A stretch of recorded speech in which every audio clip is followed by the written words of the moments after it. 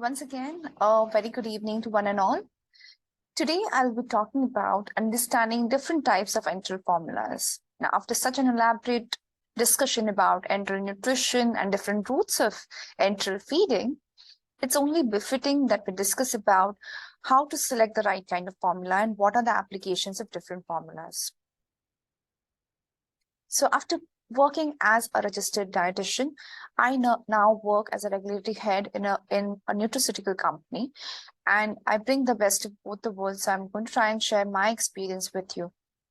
Now, food selection is not a very simple process. It's quite complex. What you eat at breakfast, lunch, and dinner would depend on a lot of factors. Cannot be defined by a diet that is planned on a piece of paper. Similarly, with patients, there will be a lot of factors that will come to play when you select the right kind of diet. Perhaps it would depend on the time that they have to cook, or it would depend on the resources that are available to them. Food choices that we make day in and day out depend, therefore, on a variety of factors. Food, as they say, or food choices, as they say, is not rational. Food is culture, it's habit, it's craving and identity. So with that in mind, let us see how to select the right enteral nutrition formula. Now, before how, let's understand when. When do we choose a supplement? As ma'am wonderfully conveyed, when the patient has difficulty consuming, assimilating, digesting, and absorbing nutrients, that is when you will resort to use supplement, maybe in addition to a balanced diet, or perhaps it could be as a sole source of nutrition. It can be via an oral route, or it can be through a tube that is inserted in the nose, or it could be a PEG tube. So you will have a different, approach to different patients. Now, what you feed through that tube or what supplement do you use will depend on various factors. Now, enteral nutrition formulas are essentially supplements that are specially processed in a way that they make nutrients more available to those that have impaired capacity to consume regular solid foods. Now, these in different regulatory frameworks of different countries may fall under food supplements, or they may be called as nutraceuticals, health supplements, food for special dietary use, or food for special medical purposes. You as dietitians, when you select a supplement in the market for your patients, you will essentially be dealing with FSDU, which is food for special dietary use, FSMP, which is food for special medical purposes, or a nutraceutical ingredient for your patients. Now, usually these supplements are a combination of carbohydrate and protein, along with certain vitamins and minerals added to it, depending on the case-by-case basis. What are the different kinds of formulas? And this is not rocket science. We understand the formulas could be either polymeric or oligomeric, and you do have disease-specific formulas and modular formulas. Let's delve a little more into this as to what goes into the formula and what exactly are you offering the patient. Now, these enteral formulas are commercially prepared either in the form of a powder or in liquid preparations, which have different viscosities. These formulas are essentially sterile in nature, and therefore they ensure food safety. Okay, back in the day, about 16, 17 years ago, when I did my internship in a hospital, we would use, and even today, those are used in, resource scarce institutes as well. So we would use kitchen feeds, wherein a combination of rice, a pulse, an egg, a little bit of milk would give you a kitchen feed which was fed to the patient. However, there were a lot of complications or challenges, I would say, to using kitchen feeds. A primary, concern was storage of these kitchen feeds and trying to maintain the proper kind of hygiene and safety of the patients. And that is where, enteral formulas, or commercially prepared enteral formulas, kind of developed or evolved over a period of time. Now, these powders usually offer you the flexibility of, changing the viscosity, or in a particular volume, giving more nutrients to the patient, depending on the needs of the patient. Powders, like I said, offer you the flexibility of deciding the right amount of carbohydrate, protein, and fat. So light amount of calorific, value that you want to offer, or amount of protein that you want to offer. Unlike that, liquid preparations will come with a set formulation. So they might come as a 1 kilocalorie, 1.5 or 2 kilocalorie supplements, which will not offer you the flexibility of working on the viscosity and the density of the formula. Okay, so energy density can be easily titrated in powder formulas, and therefore it gives you a little bit of flexibility for you as a dietitian to plan diets for your patient. So essentially they will be polymeric. When we say polymeric, anything that's poly, that means it's complex form of carbohydrate, protein, and fat. When we say oligomeric or monomeric, these are semi-elemental.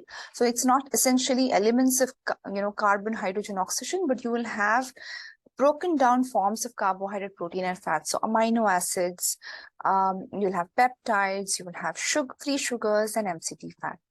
And then disease-specific formulas are the formulas that are meant for a particular disease condition.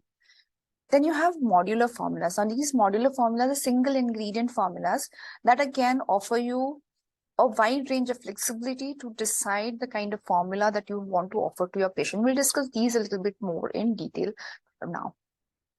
So polymeric formula, as the name suggests, they have polymeric ingredients.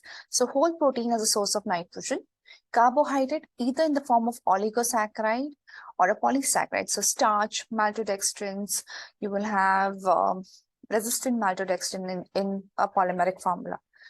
Fat will usually offer you LCT, and it is not in the medium chain triglyceride format, usually from a vegetable oil, so soybean oil, sunflower oil, etc.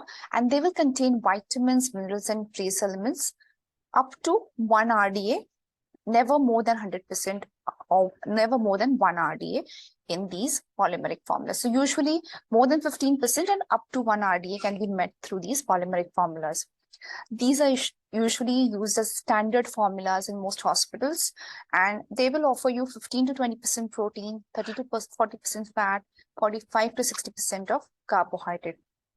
These formulas, being polymeric in nature, means that the patient's digestive capacity needs to be at optimum level so that the patient is able to digest and absorb the nutrients coming from this formula. They're usually isotonic in nature, so the calorie density is usually marked at 1 kilocalorie per ml. However, by titrating the dilution, you can give anywhere in the range of 0.5 to 2 kilocalorie per ml. And usually the osmolality of these formulas is closer to the physiological levels, so around 300 to 400 milliosmoles per liter. One of the important things to note is that these formulas are usually lactose-free. They contain no gluten unless a gluten-containing fiber, such as wheat fiber, is used. However, today we have gluten-free varieties of these wheat fibers also available. Nutrients are never in the hydrolyzed form. And depending on the need of the patient, it can be individualized. So in order to start or initiate an enteral feeding, you might titrate the dilution to such an extent that you give 0.5 to 1 kilocalorie per ml. Once the patient has tolerated the feed and you want to meet the higher needs of the patient, then you can go up to 1.5 to 2 kilocalorie per ml. If the patient has fluid restriction, then you can give a calorie dense titration to the patient. The next in line is oligomeric or monomeric formulas. And these formulas are essentially chemically defined formulas wherein they are hydrolyzed enzymatically to give you, or to varying degrees, to give you, protein in the form of peptides. So either tripeptides or free amino acids, carbohydrate in the form of oligosaccharides or disaccharides, so glucose, sucrose, etc., and fat in the form of medium chain triglycerides. So usually oligomeric are the ones that contain peptide forms, and monomeric formulas are the ones that contain amino acid. These again are nutritionally complete, just like your polymeric formula. So they will contain vitamins and minerals and trace elements as well. Because they are enzymatically hydrolyzed, therefore they are meant for people with limited digestive capacity.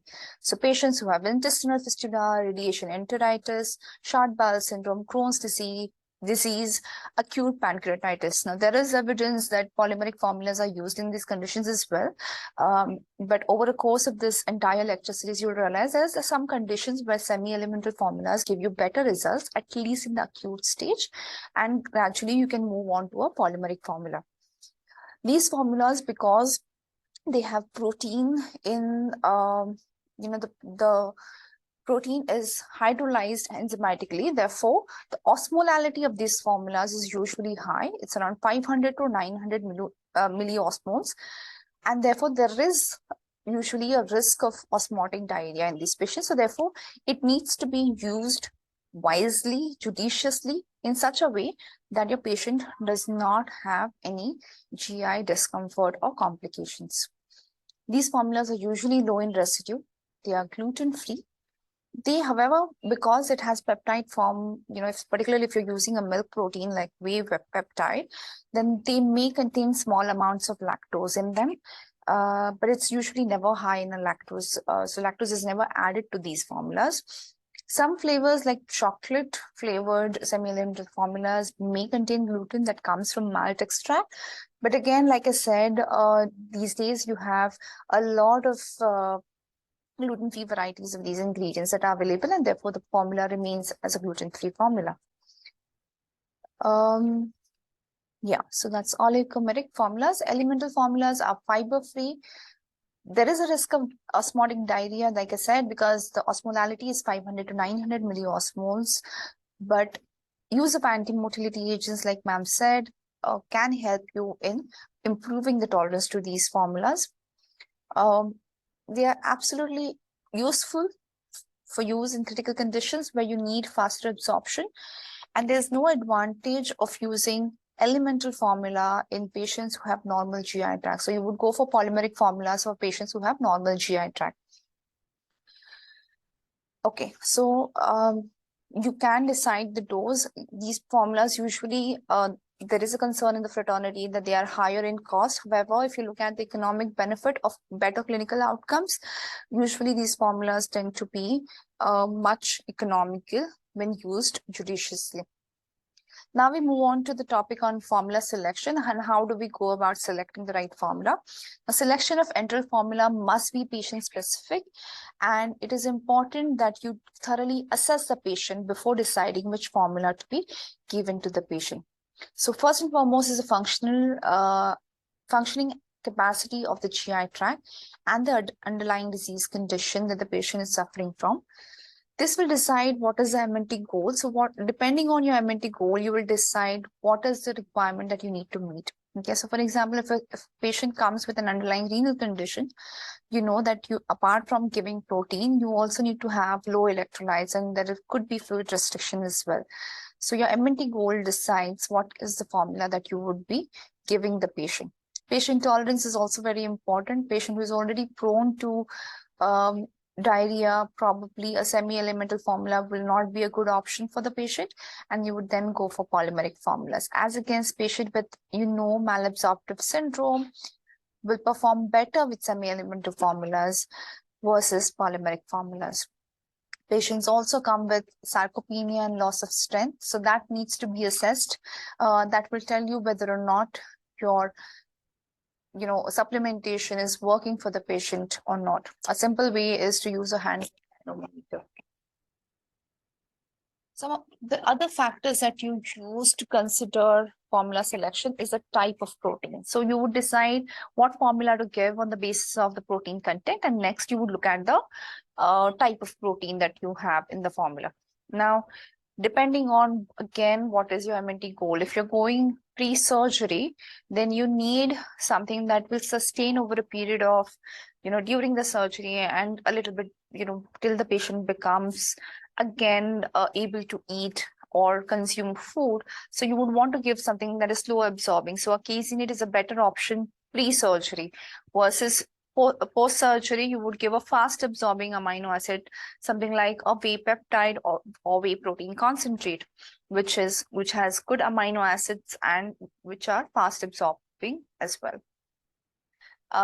So the choice of protein would depend on when you're giving it.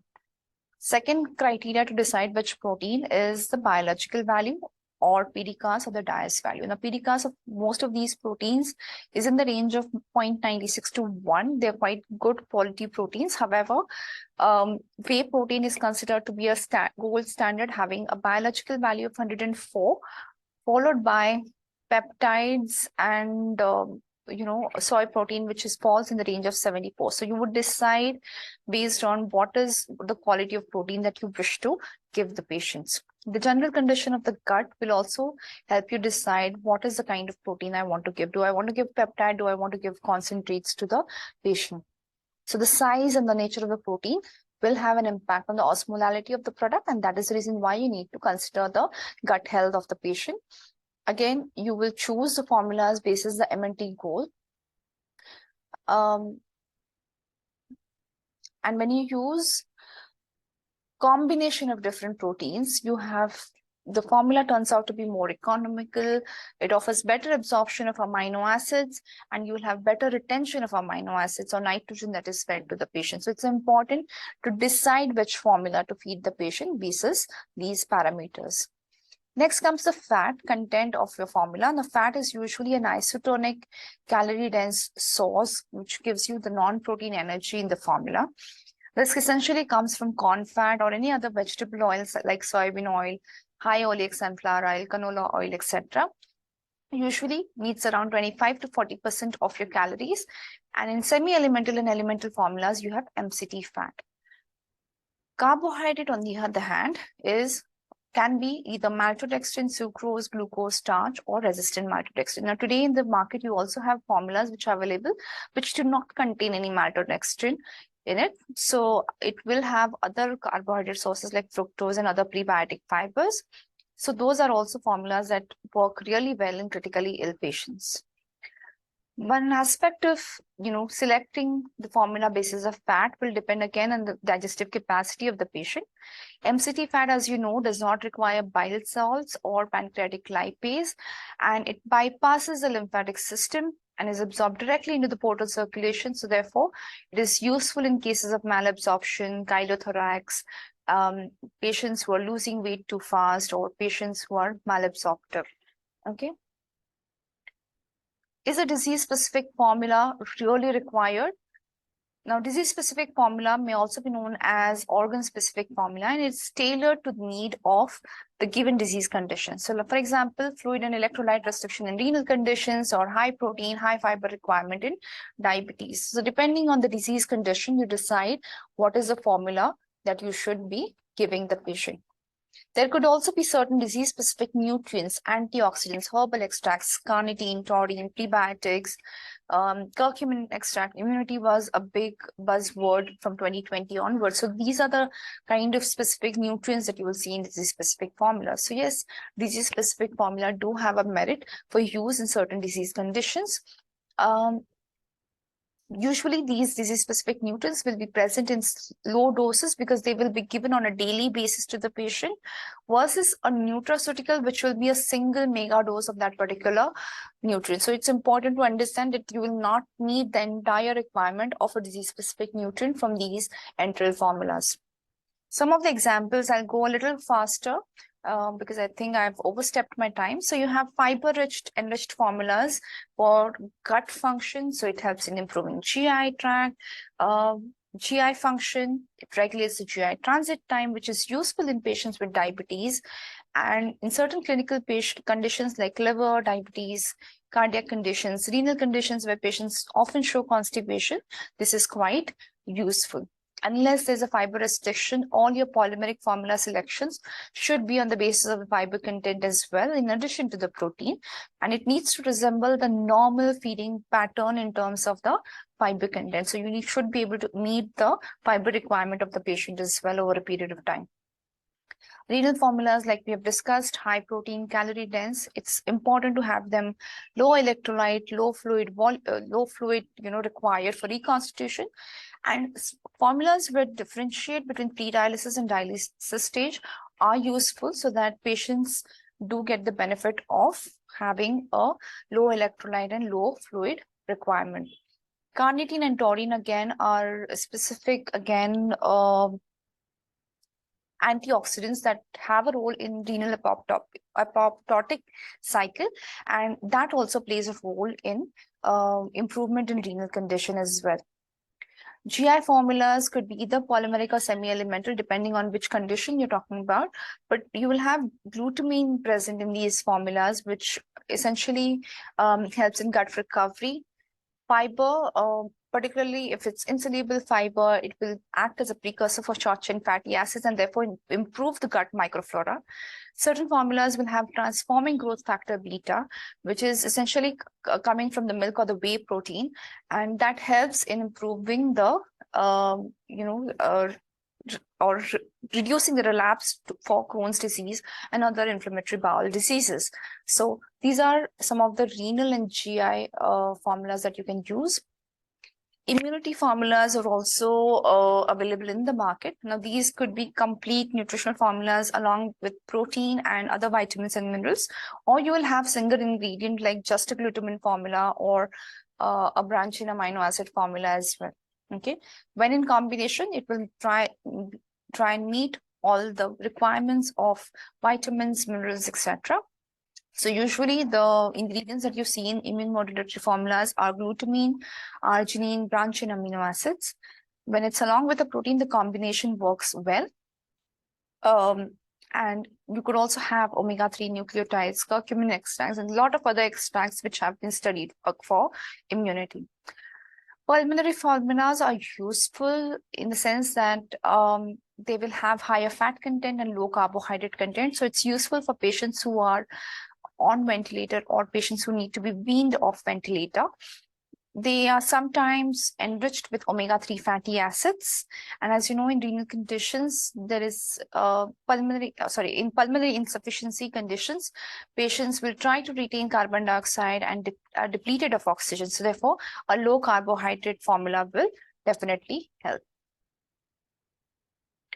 For diabetes, now there is a lot of advancement in this area, and you have a lot of formulas which talk about combination of proteins for diabetes treatment, slow release carbohydrates that are available, high protein, high fat, and high fiber supplements which are available in the market. Now, these put together give a very low glycemic spike and therefore make for an ideal evening snack. Even in a patient who is critically ill and admitted to a hospital, if you use since in a critically ill condition, patient may behave like a person with diabetes. Therefore, using a diabetes-specific formula may be useful even if the patient is not diabetic and you're looking for a polymeric isotonic formula. Of course, if you're looking at higher calorie formulas, then you would need to give other formulas which give you high calorie and high protein content. Last but not the least are the modular formulas. Now, these modular formulas essentially contain single macronutrient ingredients or in combination, and they may or may not contain innate minerals or some added minerals in them. Okay, what I mean by this is calcium caseinate, for example, innately is a good source of calcium as well, and therefore it will be a good source of calcium. Calcium may not be added to it as an additional ingredient. On the other hand, something like whey protein isolate is going to be a good source of branched-chain amino acids. So it will be innately present in the whey protein isolate itself. So these are essentially single ingredient formulas. They offer flexibility and versatility to the dietitian to work around with the macronutrients to get the right kind of carbohydrate, protein, and fat distribution in the diet. The challenge is they will have different miscibility of ingredients, and therefore you need to know which kind of protein will go with which kind of carbohydrate. They work excellent as top-up feeds. So it can be given as a top-up on the juice, fruit milkshake, or even coffee, soups, dal, sambar, etc. So they work excellently as top-up feeds. Usually they come in neutral flavors. So when you're using a carbohydrate modular formula, they will enhance the palatability of the enteral feed or palatability of the oral feed, because the carbohydrates tend to be natively sweet to taste. It also helps you in increasing density and adding fiber to the diet. Protein modules are usually unpalatable on its own, but when mixed with carbohydrate, they can be consumed orally as well. If you're giving it enterally, the taste would not matter. It can be mixed, and they again add calorific value to the diet that you're giving the patient. Last but not the least, fat is a source of energy, and it offers omega-3 or DHA. So that can be added as a top-up to a regularly prepared diet. So enteral nutrition has immense benefits. ESPN, and the Canada Physicians Association recommends that you need to start feeding the patient within 24 to 48 hours after assessing the patient's SGA and deciding what's best for the patient. There should be an effort to meet more than 50 to 65% of the dietary goal or energy goal in order to achieve clinical benefit of enteral nutrition over the first week of hospitalization. And that's going to help you reduce sarcopenia and help improve clinical outcomes in patients. There are immense benefits of starting an early enteral nutrition in these patients, and it is important that they can be started within the first 3 days itself. What are the benefits? Is going to be more economical. The patient is going to have reduced cost of hospitalization stay. It's more immunologic. It helps improve immune function in the patients. And last but not the least, nutrients will be better absorbed. Okay. So I hope this will help you select the right kind of formula